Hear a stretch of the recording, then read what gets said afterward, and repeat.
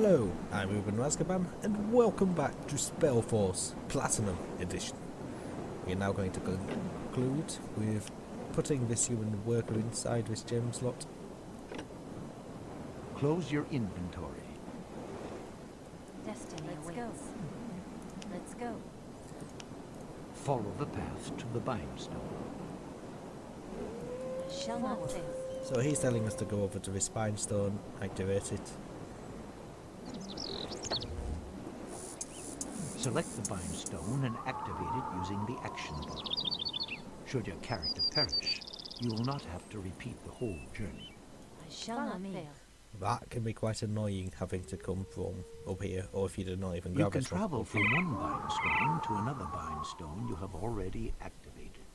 To do this, select your avatar and go to the bindstone, click on it with the right mouse button and select your destination. As I demonstrated last episode by You can jumping try this out trees now if you want. When you are done, follow the path to the human monument. Follow me. Speak to Joshua, the man directly beside the monument. Tahira, so the others found you. Yes, they're all well. Were you able to find out where the rune is, Joshua?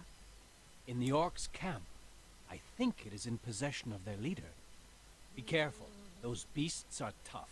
You'll have to prepare yourself well. Once you've conquered them, bring the rune to me. I will turn it over to Master Rowan.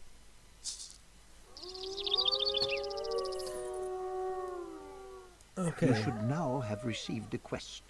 Open your inventory and select the quest book page.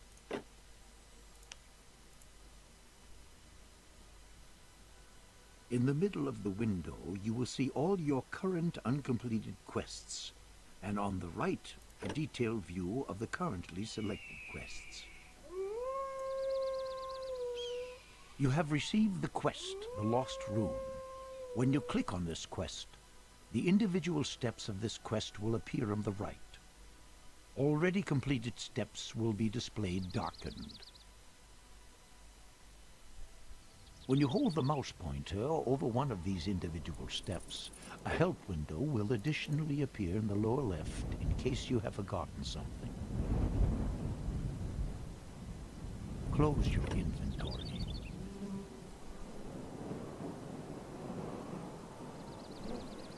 Go to the monument, select it, and click on the rune symbol in the action bar.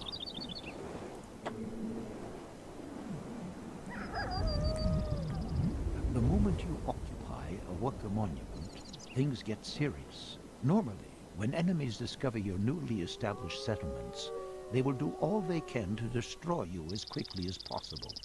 On this map, however, you can take your time. You can now summon human workers. Select the monument and click on the worker symbol in the action bar. The worker will appear in a couple of seconds. You may also click the symbol several times to order more workers. Produce at least 5 workers. Simple as that.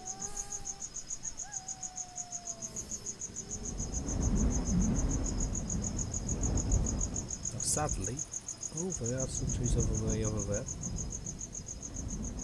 But we don't actually start with any resources. When you have selected the monument, you will see numbers indicating your population limitations below.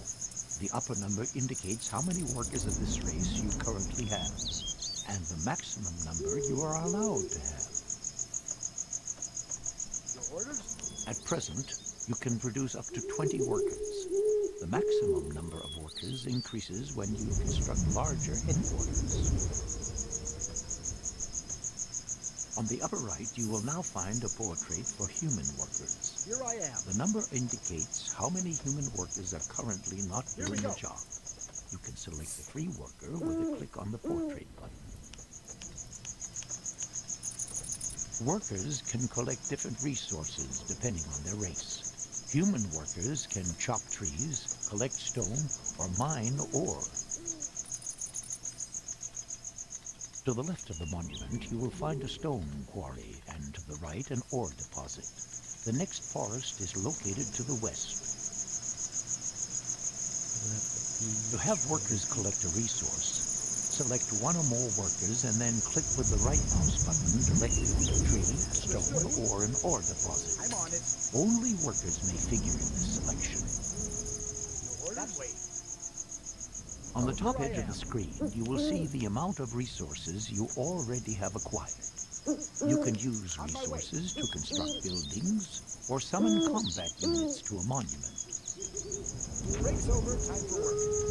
Select workers and send them with the right mouse button to chop down trees, collect stone and mine ore until you have at least 50 units of each of these 3 basic resources. By creating this woodcutters hut, they are now going to drop off wood at this woodcutters hut.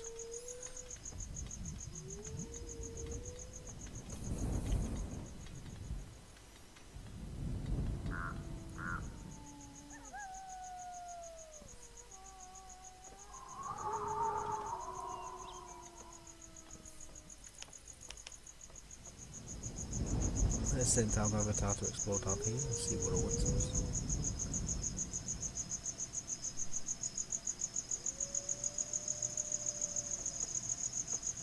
There's no point really putting a quarry in because it's not going to shorten the time too much. This is only a tutorial. But for future reference I will want to do that since they will be further away. A mine on the other hand will be a good idea to get. At your service. Your orders? That way. Yes. That way, Master of the Rune. Yes. On my way. Very good. You now have sufficient resources to construct your first buildings. Select a worker and click on the building symbol in the action bar. A selection of buildings will appear. Click on the woodcutter hut and select a site in the game world near the forest to start construction by clicking the left mouse button. I should have probably chosen down here to put the woodcutters hut, but The place selected wasn't nice. worker will now begin to erect the building. You can select additional workers and send them to the construction site with the right click, Ready to go. should you want construction to progress faster. Oh, yeah, Here I that is am. it. Now select some other workers and build a quarry near the stone resources am. and On the my way. mine near the iron.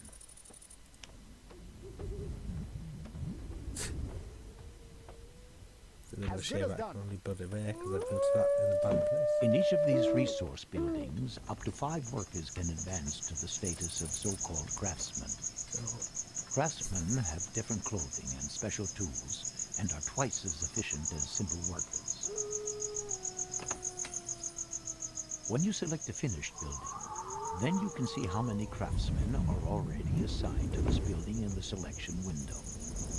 When you click an empty symbol, and there is another free worker available, he will be assigned to the building. When you click an occupied symbol, a worker will be released. Those workers that construct a building automatically take over the free jobs in the building insofar as they are available.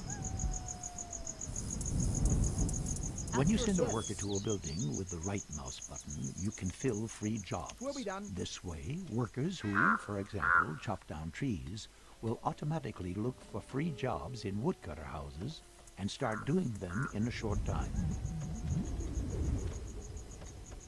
Wait until all 3 buildings are finished. Should construction work fail to continue on a building, this means you have mistakenly removed all the workers from the Follow construction me. site.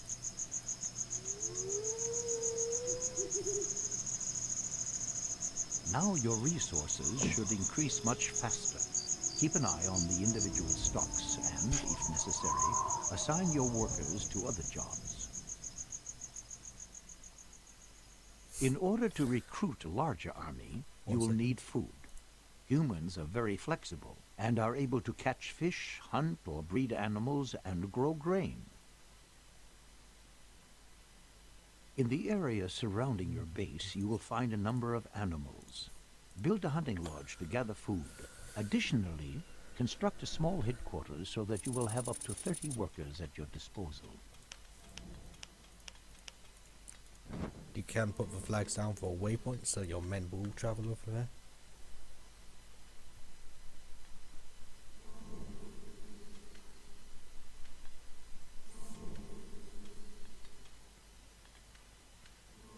a small main hut.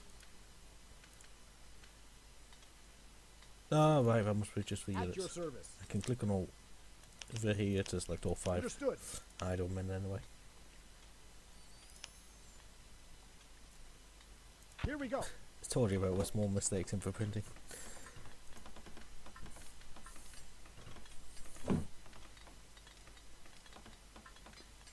But there's no real need for me at the moment to command 30 workers.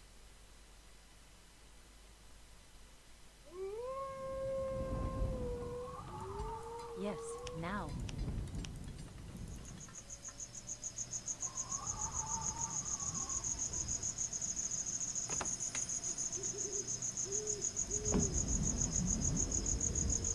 Yes.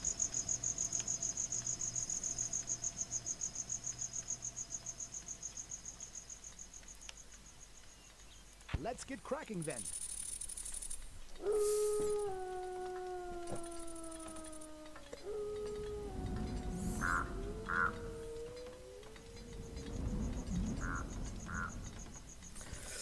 Alright.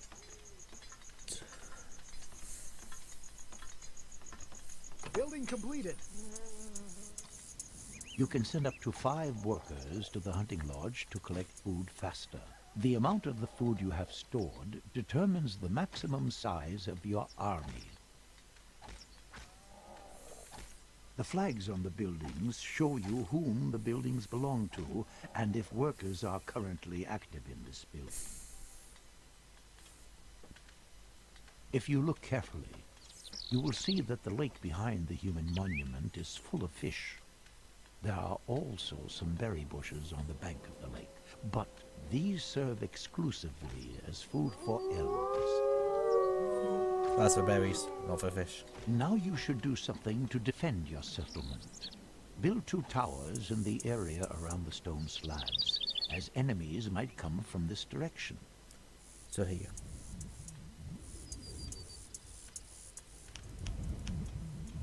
Let's just create another 3 workers to speed up production.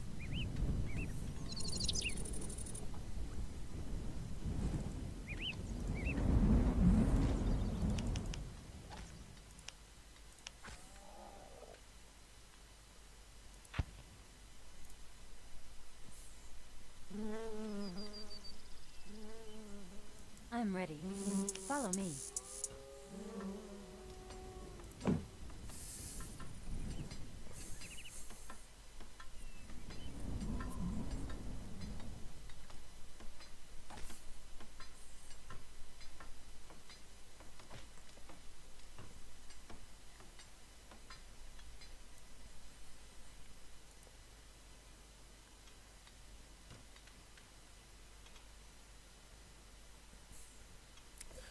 So the thing about crossbow towers is that they're very good at hitting enemies and single target enemies and doing a simple amount of damage to them. If you have a lot of them, they can quickly cut down huge armies which will try to run through your ranks. And there may be points in the future where I do build a lot of crossbow towers to guard specific breach areas or choke points.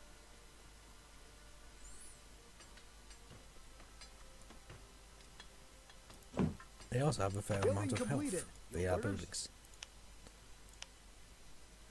I'm on it.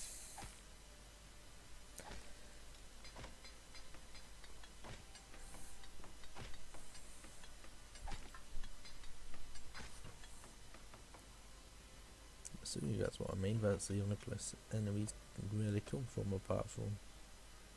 Well, no, that's just a portal. And there's down here and down here. Yeah, just down there, but there's no stored slots there, so it's got to be there. It's been a long time since I did the prologue.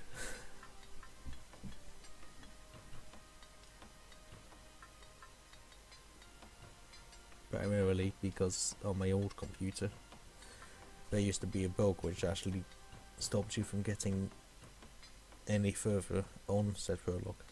If that does happen, I will simply recreate the character and skip it, since that is an option.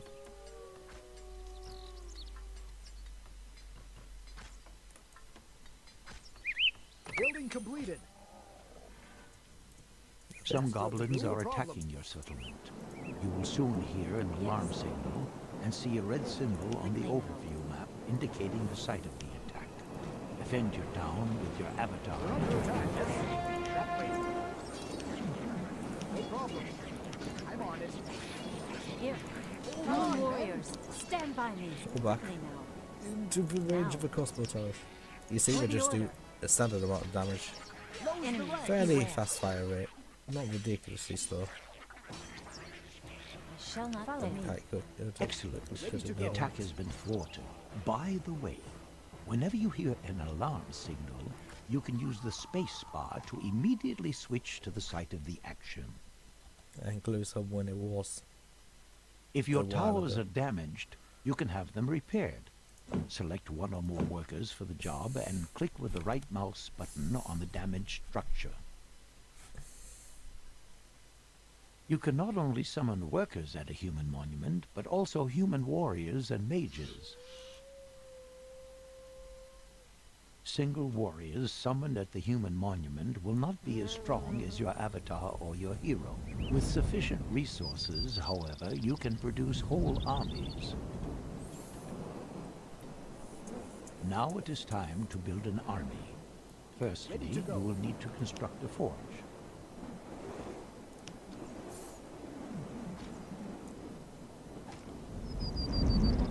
I'm on it.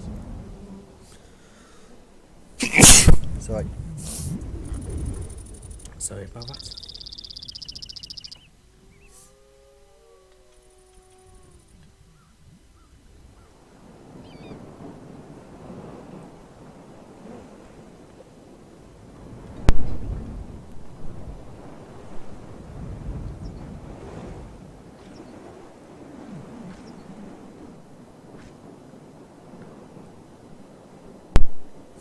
So another thing to put into context is, if you look at these guys, they don't actually cost any food to make. So why make them, you ask? Weapons and armor for battle units will be manufactured in this forge. If you have several forges, you can produce units faster. Battle units are also summoned to human monuments. If you would like to establish a rally point for new units, select the human monument and click with the right mouse button on the desired destination. The appearance of a little flag indicates that the summoned combat units will assemble at this point. Random dwarf and Select the human monument and summon at least 3 recruits and 3 scouts. If you are unable to produce units, you will find text marked in red in the help window, which specifies the reason why. For example, a missing or unoccupied building, or insufficient resource. You do have to have someone on the forge. He starts working as soon as you start recruiting units. Soldiers do not actually cost rune power, but then again, they do cost resources, apart from food. Now, if I remember right, you can get a specific building which uses up food to heal your units, or you can click that, which costs a certain amount of food and will increase your army maximum size from 10 to 15 units.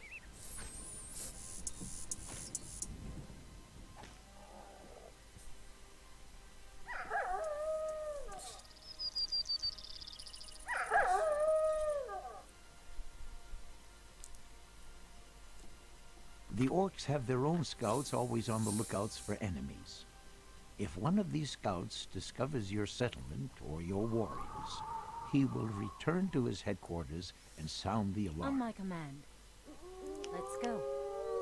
A scout is about to discover your settlement, adventure. which is shown by a yellow symbol appearing on the Follow me. overview map.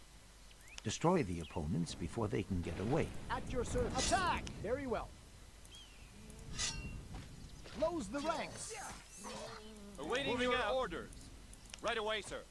You may not be attacked now. The enemy headquarters will eventually notice the missing scout and start searching for him. You have, Ready and however, able. gained time and can use it to quickly produce more scouts and recruits. It is important for you to destroy the buildings in the enemy camp as quickly as possible, because new opponents are continuously being recruited there. Let's go. Let's go.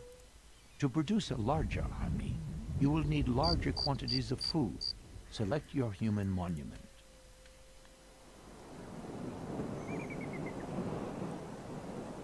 The lower numbers in the selection window on the left indicate how many combat units you have, as well as the maximum number you can support. The current maximum is 10. Inside the headquarters buildings, you can use food to increase the maximum size of your army. Select your small headquarters building. So there's the amount of workers you can have, there's the amount of soldiers. Headquarters. In the action bar below, you will now see a symbol for food. When you hold the mouse pointed directly above it, the costs for this increase will show up in the help window. When you click once on the symbol, the maximum number of combat units will increase from 10 to 15 for 100 food units. The increase from 15 to 20 units already costs 200 food units. Increase the maximum number of combat units to at least 20 units by clicking the symbol twice. If the symbol is darkened, your hunters have not acquired sufficient food, and you will have to wait a while.